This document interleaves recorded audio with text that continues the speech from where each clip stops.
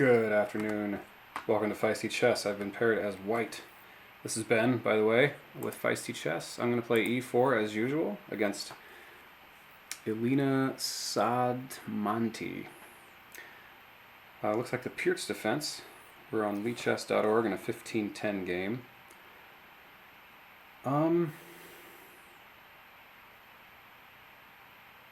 Pirc. Well, this is new. Maybe we'll try something with a big pawn center. Just played a game, good game, but lost to a tactic in the late middle game, as I so often do. So we're going to try to be better on time and be better on tactical awareness this time.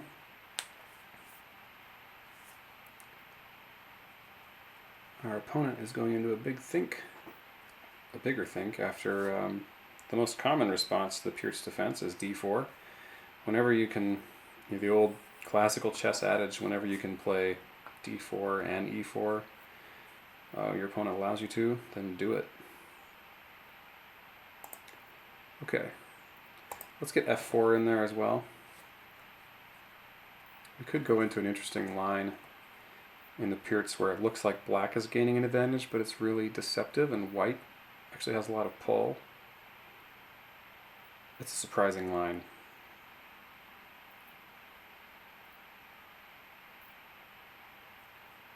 Okay.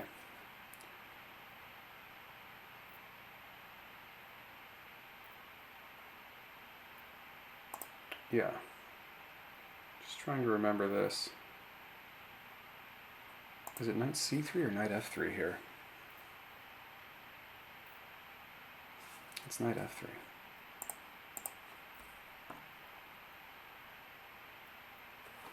If he goes for knight f6, I push.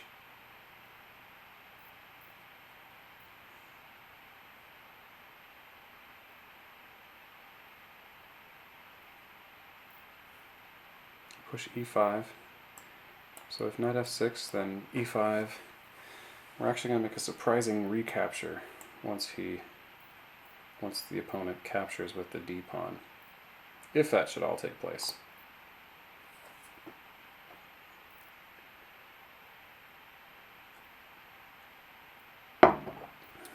Opponent is about equally rated to us. Okay, here comes the push.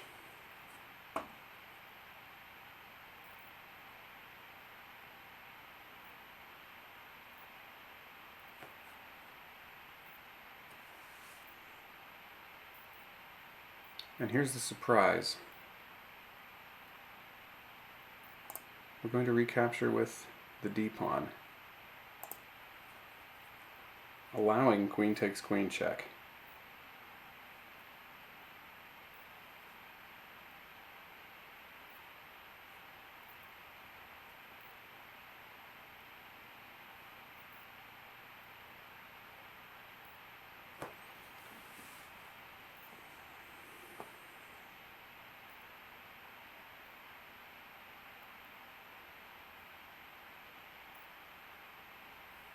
And if black doesn't do that, then we probably will.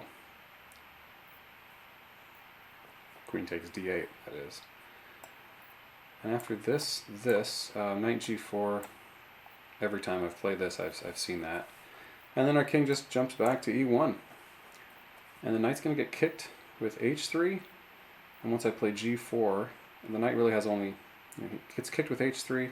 And after that I play g4, and the knight is kind of shut out of the game. And the dark square bishop is pretty effectively shut down too with that big pawn on e5. Our opponent is considering things very thoughtfully here.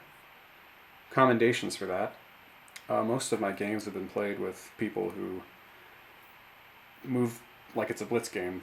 I think a lot of people don't play a lot of standard or rapid chess. They play a lot of blitz at 5-minute time controls. So they play it like it's a 5-minute game. And a lot of times it shows. I'm not saying they don't often win. But I've had a lot of games where that's happened, and most of them have gone in my favor because the opponents just aren't thinking all that much. So Elena is thinking a lot here.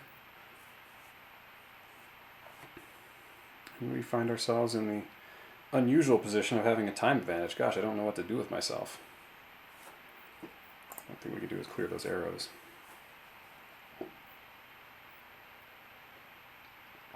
I moved down to the basement after my first game. It's getting a little hotter upstairs, and basement's always a nice, cool place.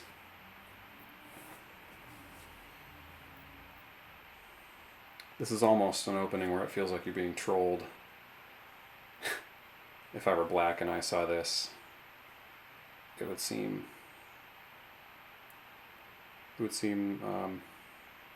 very strange at the least. Okay. So here we go. Probably knight to g4. And then, like I said, king will come back to e1. The knight could also come here or there, which is maybe why I should have played knight to c3 to begin with.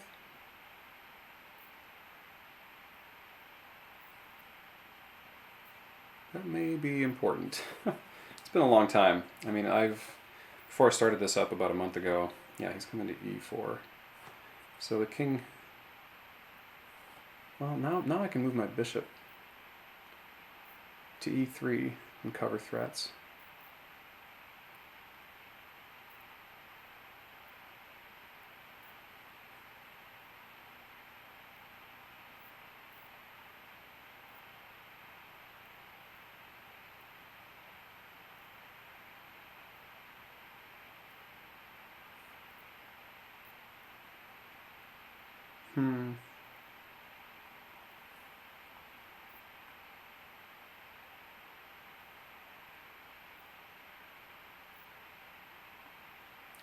Might be good to have the bishop watching over this pawn.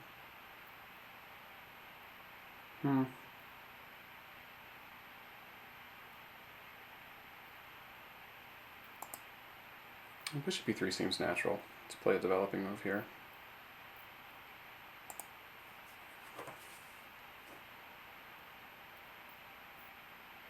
I'll have to look at this line again. It's one that was played by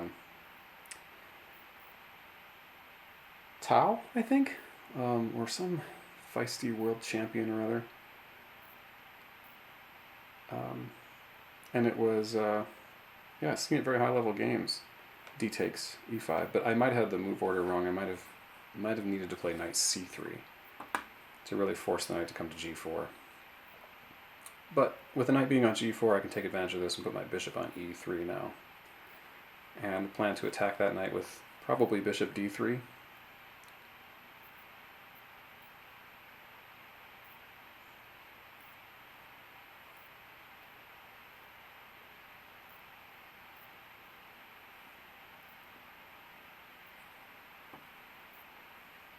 This also covers c5, so after bishop d3, knight to c5 is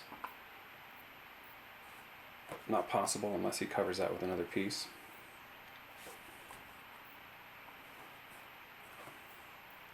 Okay, queens are off the board. Okay. So yeah, I think bishop d3 makes sense here. And if black goes in for the f5, which honestly I don't see another move. Maybe bishop f5. Okay.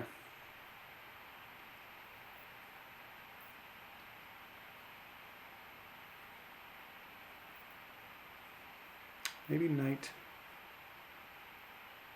to d2 is also possible here.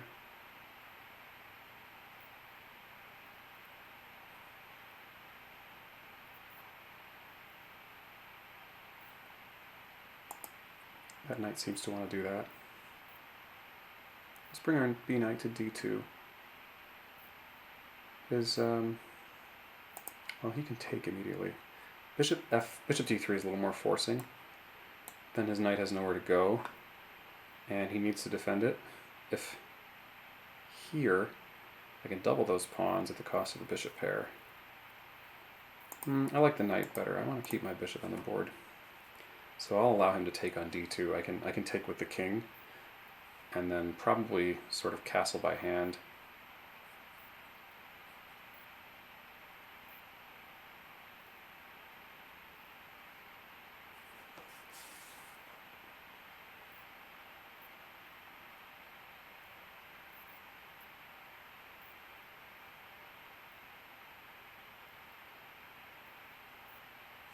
Okay.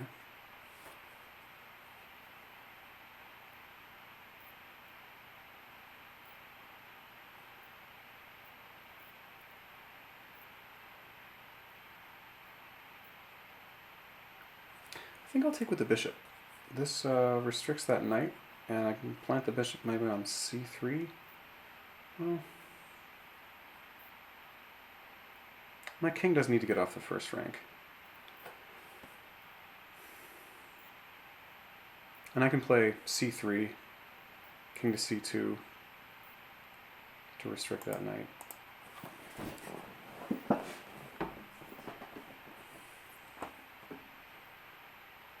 Okay, we got more control over the center.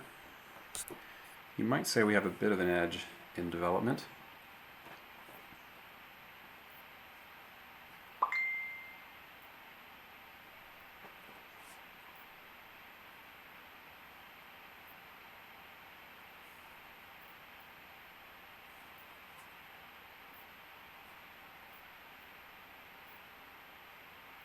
Okay.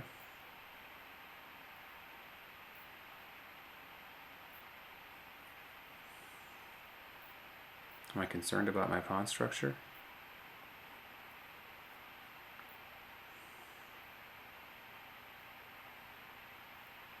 Actually, I can gain a tempo on that bishop if I move this knight.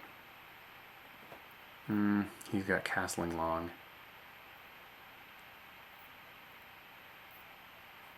Actually, he's got, okay, knight d4.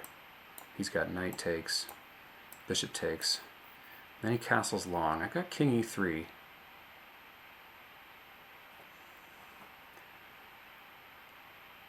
Not sure I like that position. I am willing to give up. I'm willing to let him take here if that gives me the bishop pair.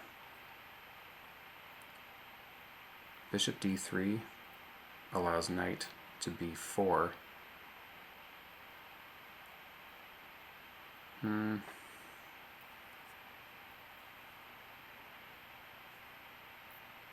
bishop c4 looks fine. Well, I'm going to go ahead and play c3. Keeping that knight out and overprotecting b4 and d4. If he wants to take, if she wants to take my knight, that's okay.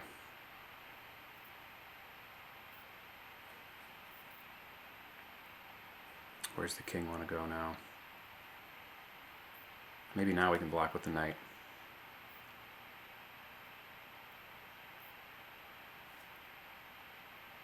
Yeah, actually, knight d4 makes sense now because I can recapture with the pawn. If he goes for c5, I've got rook to c8. c1, I mean. All right. We've got some time here. Knight d4. Knight takes. Pawn takes. I can even just play bishop d3 to break any pins. I'm not sure that works out too well.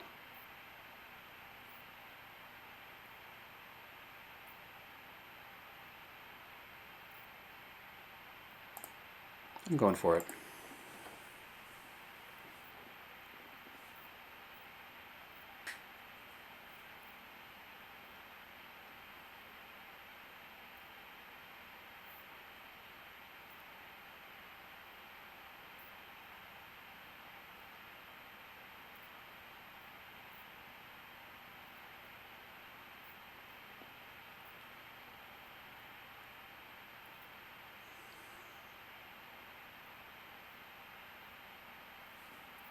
That loose bishop on g4 could be a real liability. Bishop to c4 looks like an idea in this position.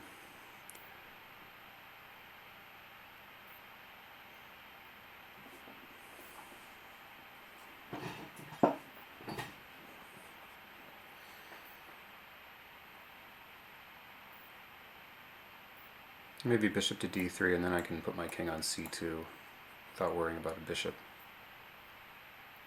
check on f5. Or I could do that in the other order. I could play king to c2 and then bishop f5 could be met with this. If I want to unpin immediately, unpin that knight.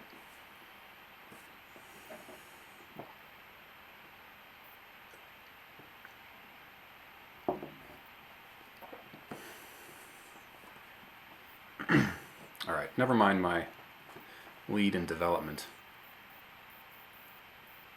My king position may be advantageous going into an endgame. Okay, this is not something I considered.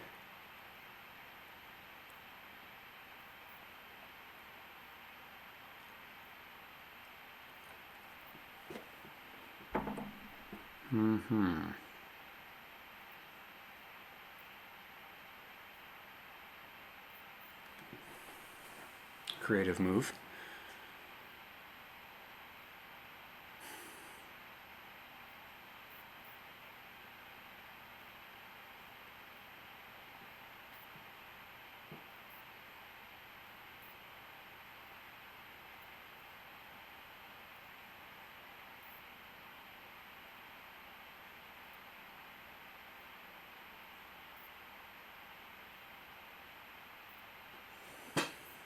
Seems to be a good move, actually.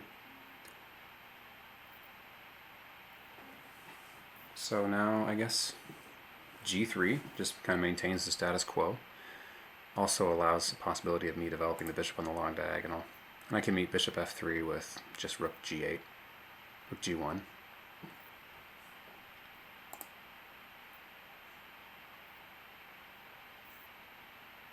Is there much of a point in h3 first? No, I don't think so. Okay, let's just hold up our pawn chain.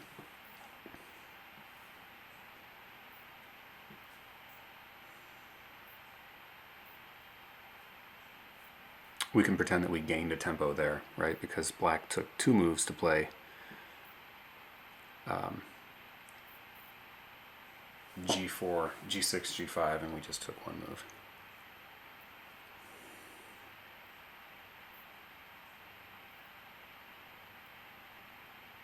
Alright, now maybe bishop g2 makes some sense. And we're going to try to shatter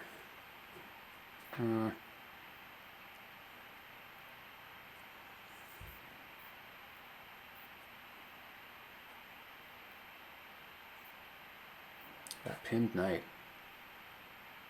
That pinned knight is a bother.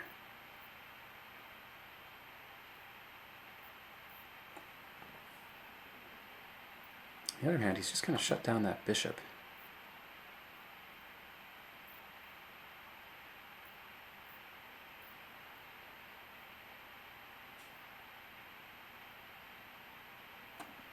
Okay, f takes e. E takes f6.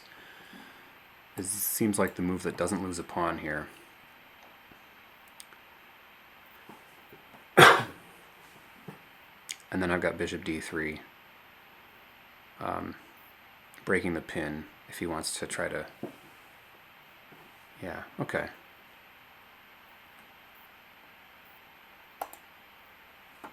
Yeah, this...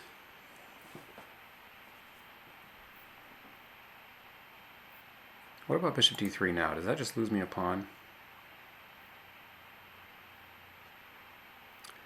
No, because when I recapture with the f pawn, I'll be on that g pawn.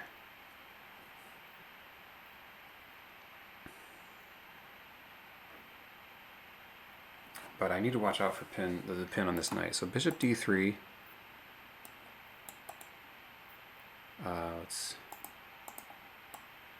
Bishop d3. Take. He can recapture with either the bishop or the knight. I think the knight would be better. And then if I take here on g5, he can capture my bishop, and then my knight is pinned, and that ends with e5. That's no good. I'm taking on f6. That's my plan here.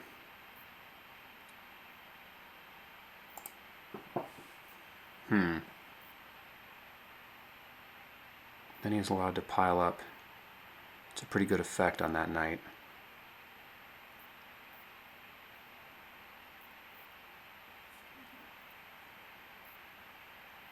I think I see a line with bishop d3, where if I can capture...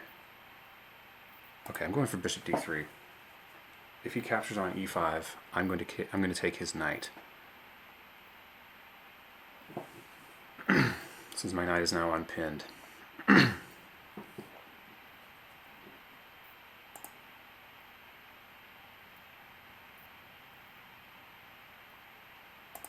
Okay.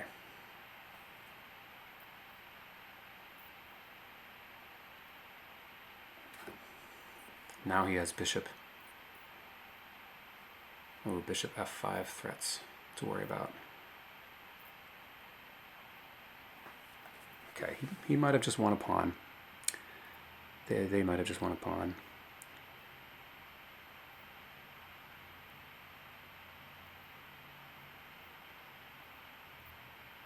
But I have ruined the structure. I've finally broken that pin.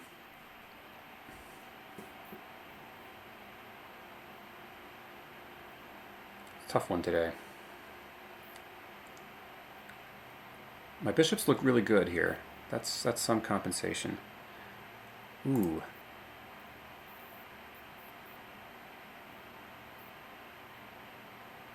Okay, with that G file opened up, I've got threats here. I've got threats. Which pawn do I want? Do I want to take that F4 pawn, or do I want to take the pawn on A7? Either way, I'm threatening skewering these two bishops. This pawn seems more valuable right now. Yeah.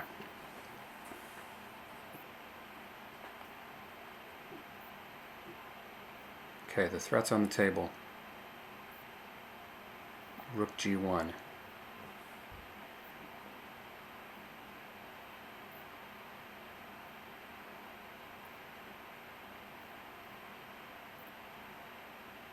If he tries to say move this rook to F8, I can grab here and get my pawn back.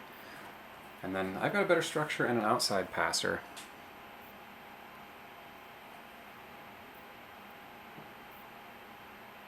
Yeah. Well, no, I need to do something about this bishop, don't I?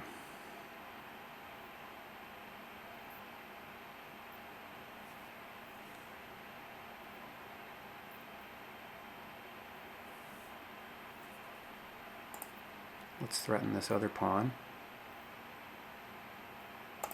Bring it right back.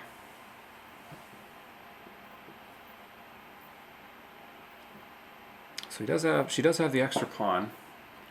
I don't know. I should say they. Should get used to that. They do have the extra pawn. But I've got some initiative. I've got two threats here. Alrighty. So now I can take on A7. No, I can't.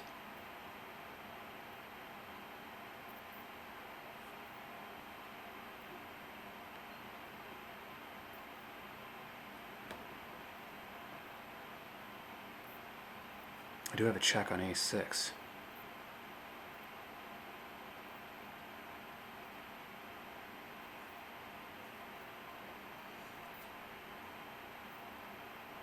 Make that check. And then maybe something like bishop c5.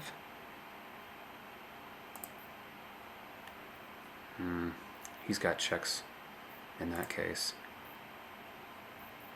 Maybe I just need to get this rook in the game. Defending this bishop. Okay, I'm still maintaining my threat. My threat on that bishop skewer is still there. And I've got a threat on h5, so h7, so probably h5 is called for here.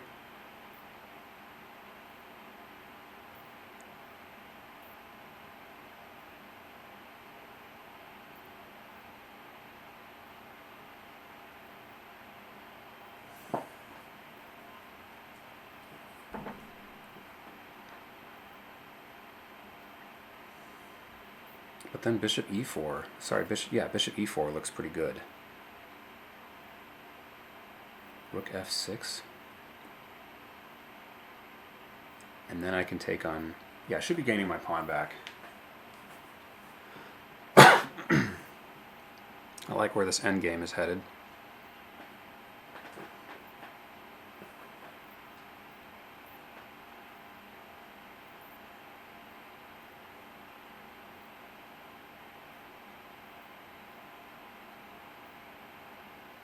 Bishop f6. Okay, I can take on h7 or a7. I can go for rook g8 just to activate some more before making that decision. Probably h5 will come if I go rook g8.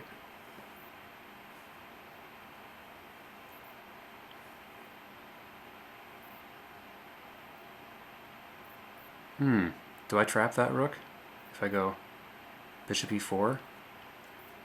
No, but I can grab the c6 pawn and really put the squeeze on his king.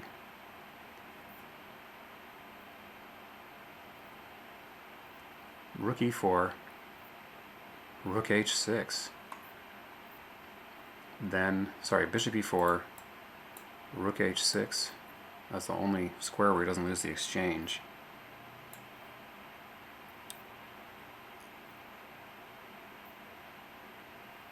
Bishop takes here? Is that the way to go about it? Then I'm still on a7.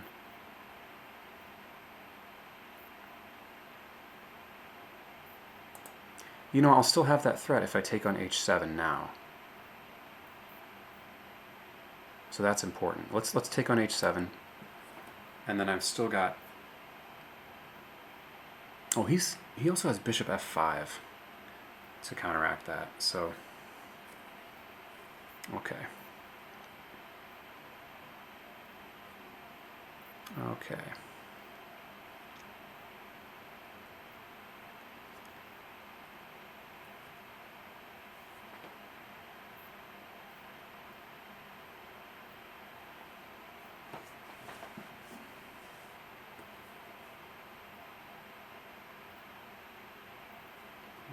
Going to opposite colored bishops possibly.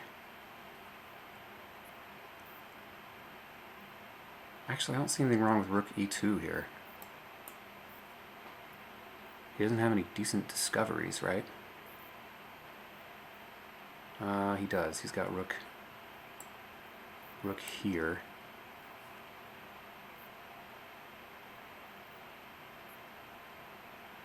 And then this attack is met with that. But then I pin like this. It's immensely tactical. Wow.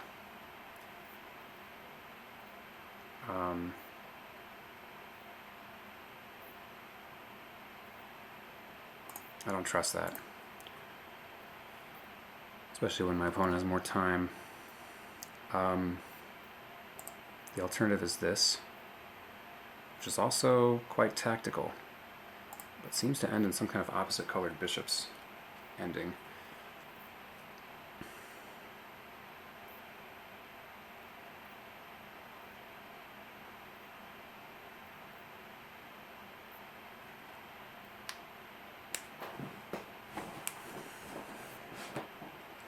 With rooks on the board, that's by no means an automatic draw. So the line I'm looking at is bishop takes, bishop takes, bishop takes bishop, and rook takes bishop. We've each lost a rook and a bishop, and what's left is my dark square bishop and rook versus his light square bishop and rook. But I've got an indirect attack on... I'm attacking two pawns at that point. This one, but then indirectly that one. I think bishop c5 is coming, and I've got good chances to win a pawn there, and I've got a better structure and slightly better king placement.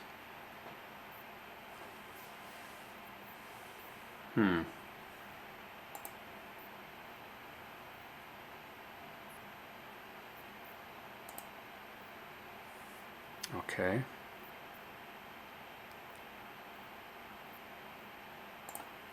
looks like this forces bishop g2, does it not?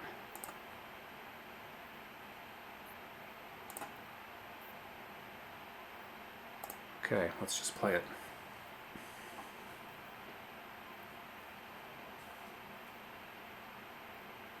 Which is a check. Ooh. They might have gotten themselves in trouble here. So bishop, no, it's not a check. Bishop takes, bishop takes. We have a similar ending, where his bishop, their bishop ends on h3 instead of f3, which I'm not sure is any improvement.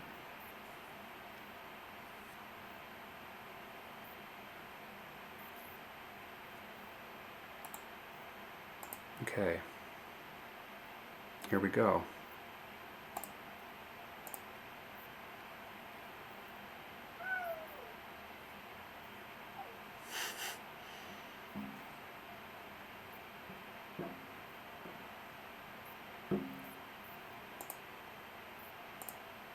Okay. Yeah, I figured that check was coming.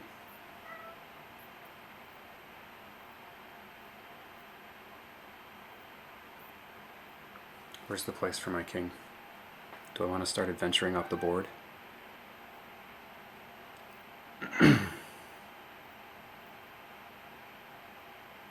A3, is that a good place for my king to land?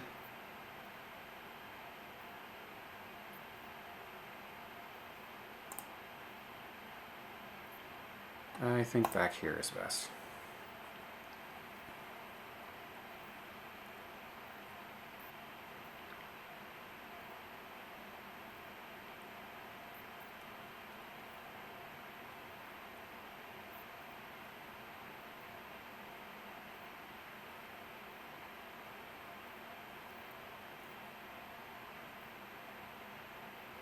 Okay. I think this grabs me a pawn if I go bishop g5, or maybe bishop c5 is better. No, bishop g5 pins the pawn to the rook, so he can't save it. They can't save it.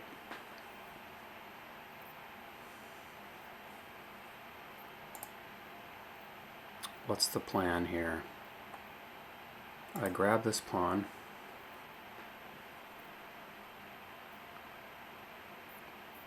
Okay.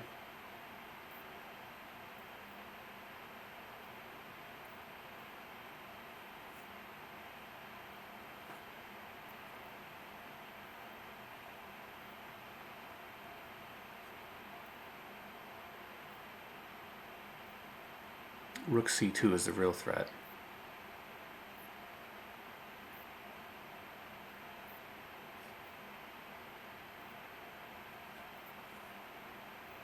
I think I can handle that, though.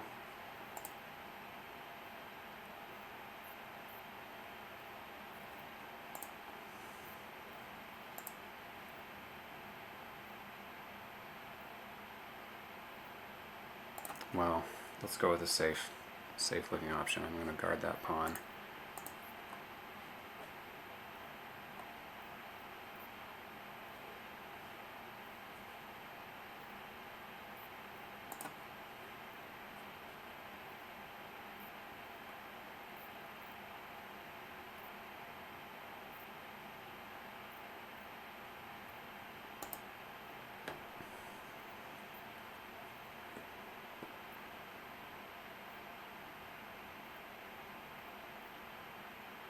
Even if he wins this a2 pawn.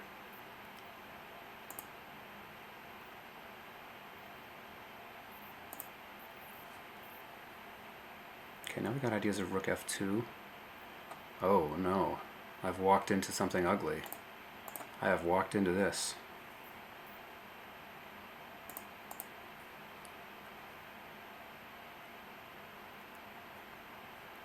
Okay. Trouble. Trouble indeed. Ooh, and there's a skewer. There's a skewer planned. So I need to go into a rook ending. And it's not... Oh, this is losing. This is losing. Well, I've got this, don't I? I don't have to go straight for this. I can attack this rook. He's not getting that pawn with check. And this could be drawable. This could be very drawable. Yeah, let's do this.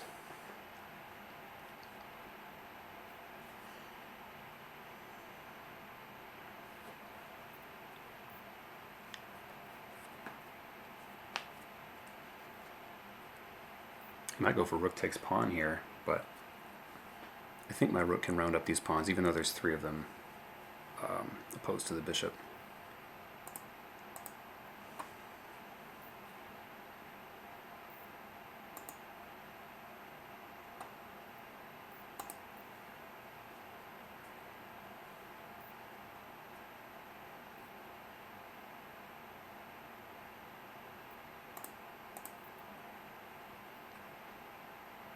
Now if he goes f4, that's a threat to simplify into a probably winning king and pawn ending.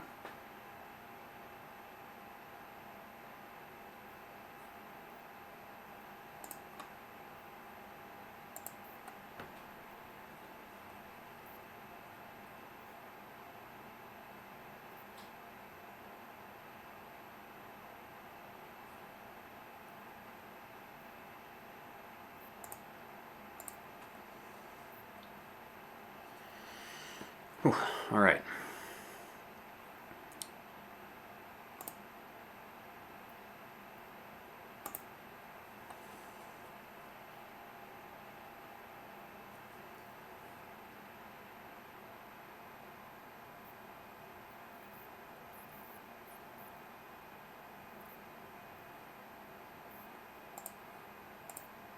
Let's go with a check.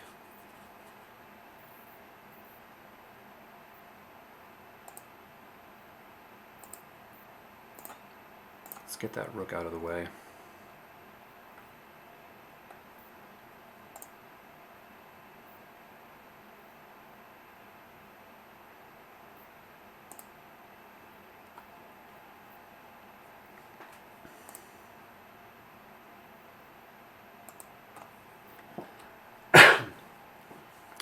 He's only got 1 passed pawn here. This could be a long slog.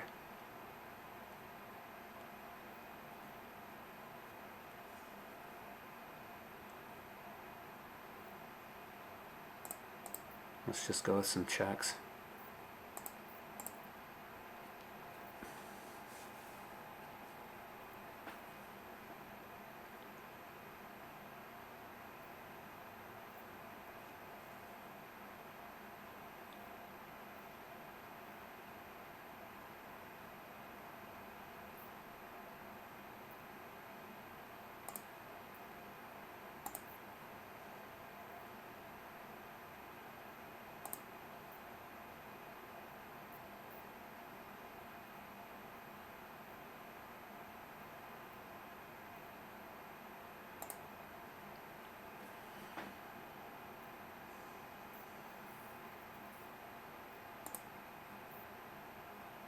Just gotta keep threatening things in general here.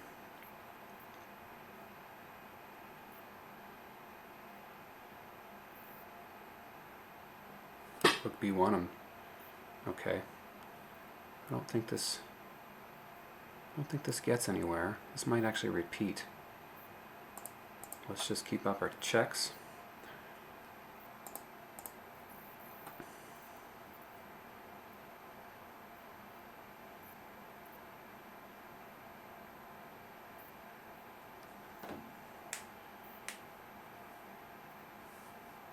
Comes down to, say, a single bishop pawn.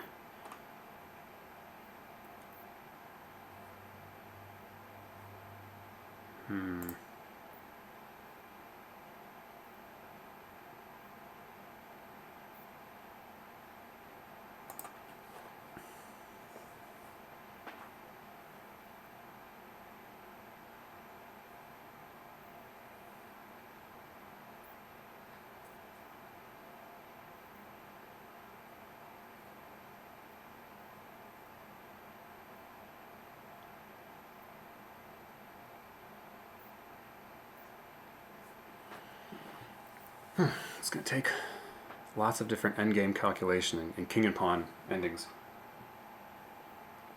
with double pawns here.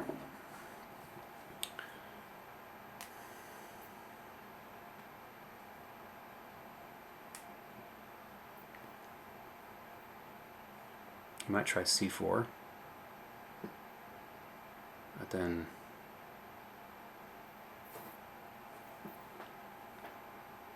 king. Okay.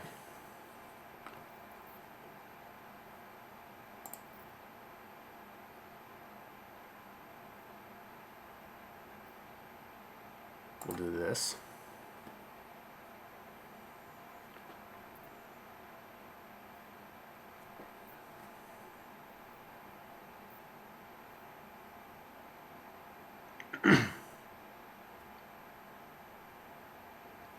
If he ever tries c4, king b4 looks like the move. Okay. Well, that's not possible then.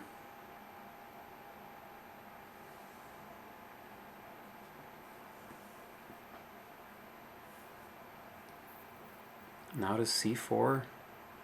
No, then he's got rook c4 coming.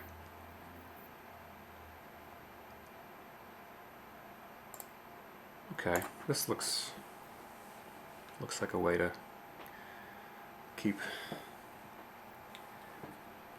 them from making progress.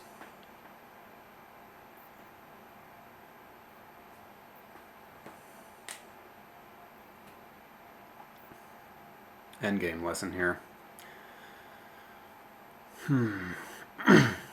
That 10-second increment is a big deal. I've built up a decent cushion of time.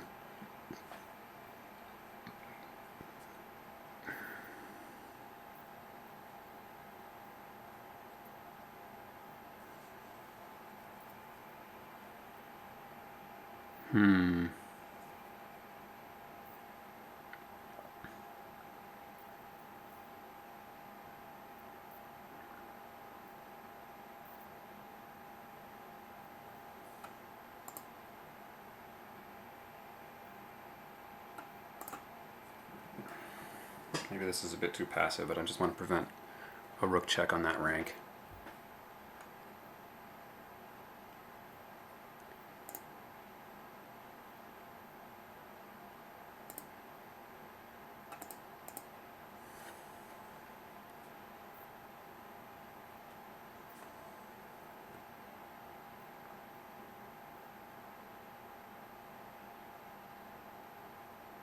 Okay, he's going for a4 check.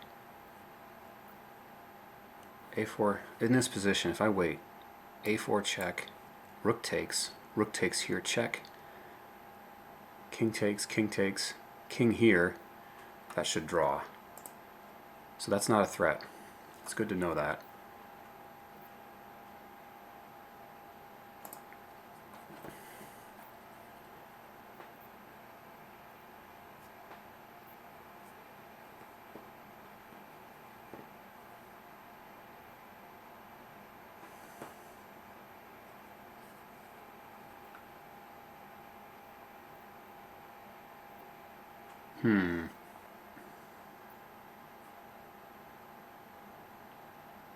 I don't see what that threatens. I'm just going to continue to wait.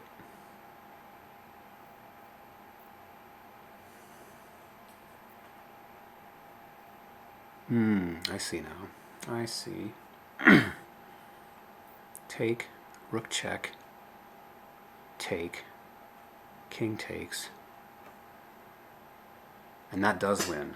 So that's a clever move. Fortunately, I'll have a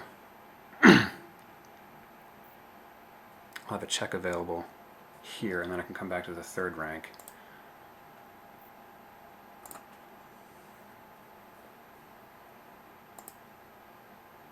Okay. Now his king doesn't have any immediate. Their king doesn't have any immediate entry points. I'm really bad at this gender stuff. And I can presumably just wait here, and they need to come up with another strategy. I can just wait on the third rank.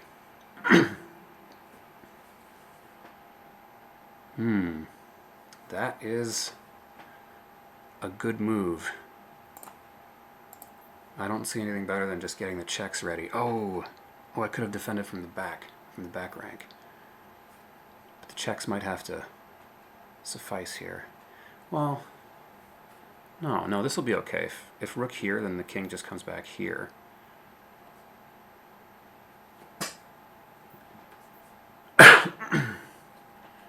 Do I want the check first? Keep that king out of my business? Yeah, let's do that.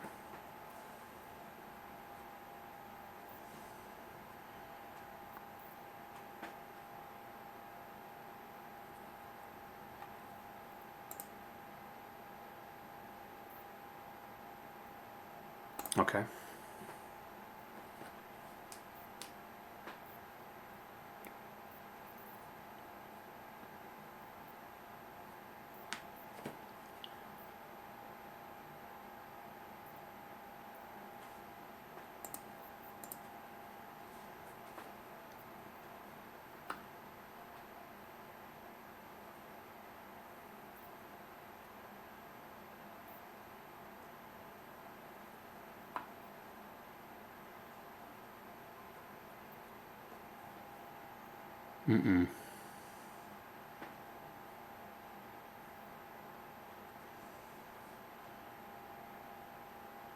I did not see that coming. Okay.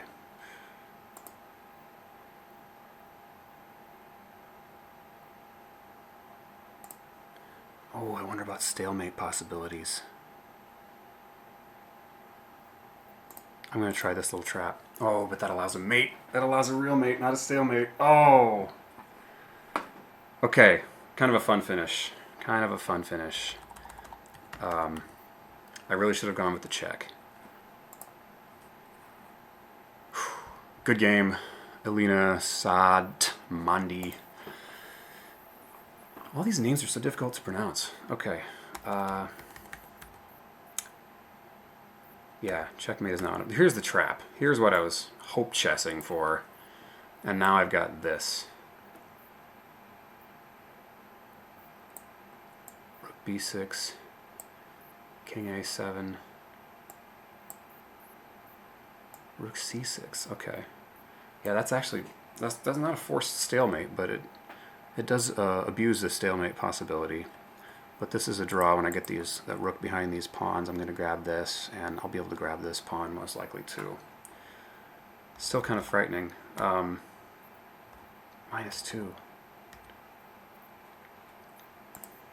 Probably this was best here. I don't trust the computer when it says -2.0. This might be like a book draw, actually. Rook f2. And then what?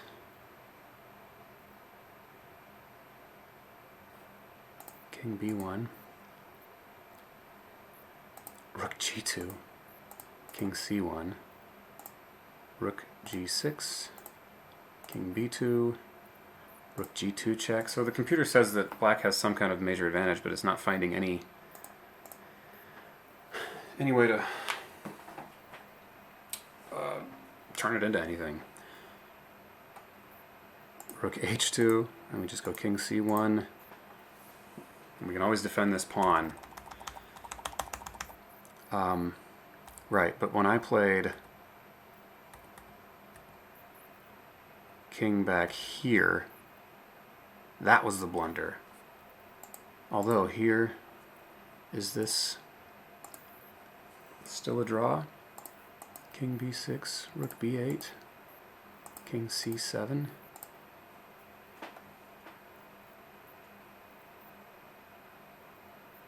Rook b5, and I should get one of these pawns. Crazy thing about this ending, I mean, with the doubled pawns, it's probably a draw. He can't protect. Let's see, he can push this doubled pawn. But rook a5, and I'm going to grab that a pawn. And the doubled pawns, my king should be in position to draw. I honestly don't know. It likes king b6, then this.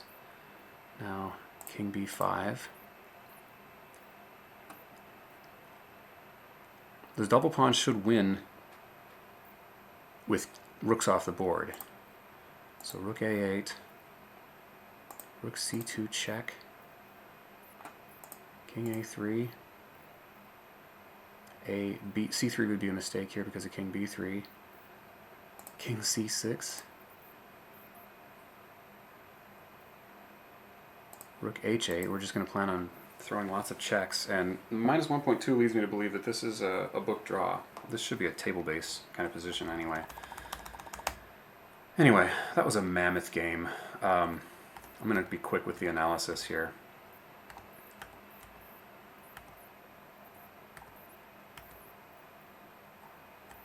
D takes e5 is a mistake. Likes black here. Okay, I got my openings mixed up. The line in the Pirc is not with knight f3, but knight c3, and then knight f3.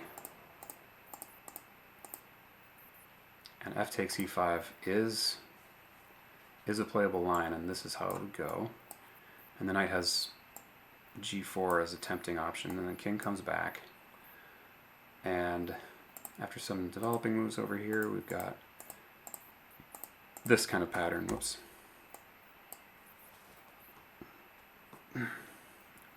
And the knight and bishop on this king side are kind of shut down for the time being anyway. f6 is going to come at some point.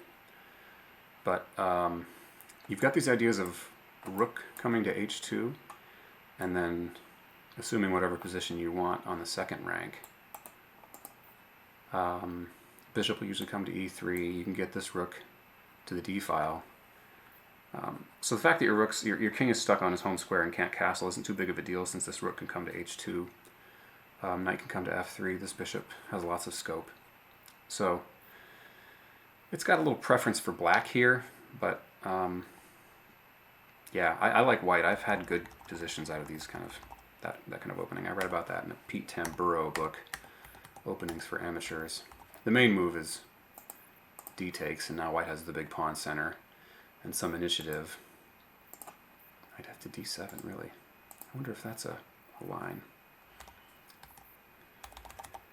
So I did this by developing the wrong knight first, and then yeah, I should have played the main kind of move here. White still has an advantage here. And if the knight tries this, we can kick him around some. And this kind of transposes into almost an Alekhine's defense kind of position.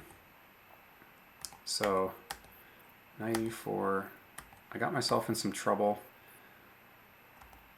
here. Bishop d3 was the right way to go, apparently. Knight d2, knight takes d2, king takes. Bishop d3. See, I didn't like the looks of knight b4 after bishop d3. Maybe I'm too worried about the two bishops. Let's see. Bishop d3, knight b4. Maybe that's just a waste of time, and white keeps developing.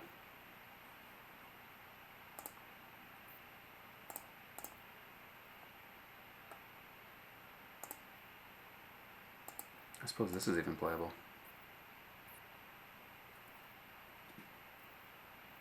Planning c3 later. Okay.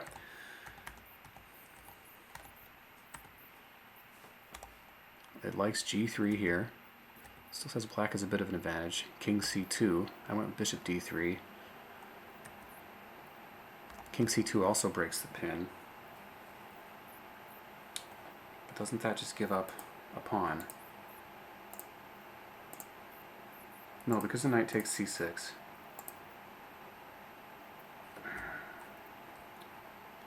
I didn't like these kinds of ideas, however. The king comes to b3. Huh. Doesn't seem quite right. But as it was, I found a way to keep an initiative even while going down a pawn. Bishop e3. Yeah, some good play by my opponent here. Rook a to e1, I found that. Really keeping the initiative. Bishop takes h7. I did that, so I'm gained my pawn back. Rook e to g1. That makes a lot of sense. I didn't want to lose this bishop so easily, but now that I'm on this bishop, I guess this makes sense. This check can always just be met by king b3, and since there's no light squared bishop, yeah, white has an advantage here. My better structure and my more distant passed pawn probably play into that. Let's see how it went in the game. What did it think of that move? Okay, still okay. Inaccuracy here. Rook h3 was best. Bishop g2. Bishop takes h3. Bishop takes h3. Likes bishop f5 check here.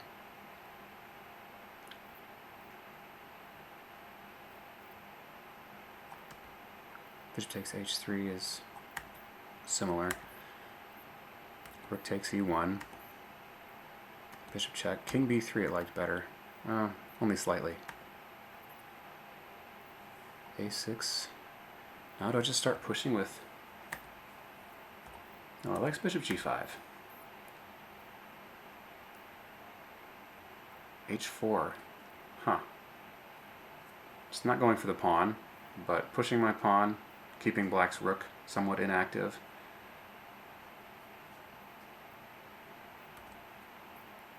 Now letting his rook onto the second rank is a problem. And the big mistake that I made was moving to e1 here. I need to go back to c1. Yeah, this just drops me a couple of pawns.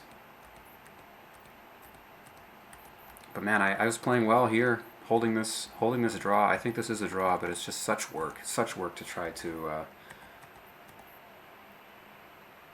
win a position, to draw a position like this, because you have to last the 50 moves, and all the things that black can try to win, they're gonna try.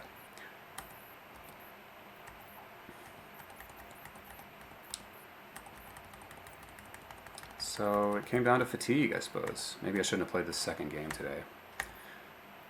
Yeah. And then the mate. Even here I had rook a8.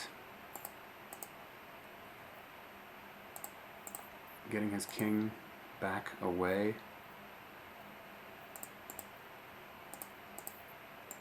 Rook b5. What if king to c6? Rook c8. And again, I'm gonna take a pawn here. Crazy thing about this is, let's say king here and I take this pawn. And even if my king is silly and doesn't come up here to try to win this pawn, but even if I go here, these kinds of positions are often drawn with two unconnected pawns. I mean, I'm making several bad moves here. Well, let's say this is how it goes. These are often just draws. The black king can't. He's going to need some pawn cover to advance any further. And yeah, I just know that I don't know the technical details of playing this kind of position, but I know with these two pawns, any other set of pawns that are one file apart should be a win. But depending on king position and rook position, obviously, this can be a draw. The white can set up a fortress where black has no way of making progress. So, worth knowing, maybe, but I don't know how. So, if you're playing against a stronger player, you might realize that might be a draw. Anyway, okay, we're going to end this, and thank you for watching. Rook endings are always instructive. Half of all endings are rook endings, and they are a skill unto themselves to play rook endings well. And even in this little amount of material, you got to watch out for checkmates. So that was my blunder today. Very last move of the game. My opponent was quick to pounce on it. So good game, Alina. I forget the rest of your name. Thank you for the game. I really enjoyed it, and I hope all the viewers did too. Stay feisty, folks.